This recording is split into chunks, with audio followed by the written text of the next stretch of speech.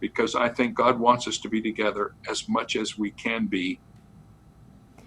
Amid the new COVID restrictions, some local churches are expected to begin holding services outdoors.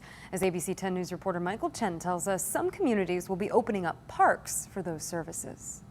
I want you to encourage your own heart today. At Shadow Mountain Church in El Cajon, the sounds of the gospel. We're not getting any echo. It feels very intimate. Just got a little more crisp. It feels like church. Pastor David Jeremiah says last month, when it became clear COVID capacity restrictions would be too limiting indoors, they decided to move their services outside. And it turned out that it was almost like a perfect amphitheater. A stage was set up in one of their parking lots. The sections seated off by families, each grouping set 6 feet apart. Services have been moved to the evening to escape the heat. Masks and bottled water handed out for those who need them.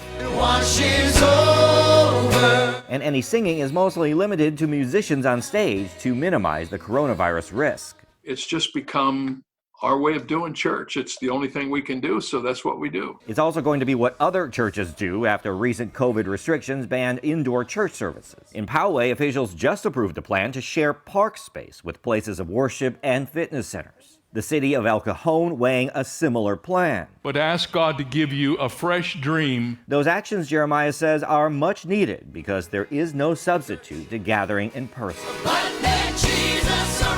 Church is when God's people come together, and we want to make it possible for people to come together as much as we can within the context of what we're experiencing with this pandemic. Michael Chen, ABC 10 News.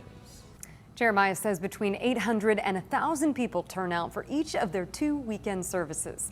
El Cajon officials say a vote on their shared space plan could come in late July.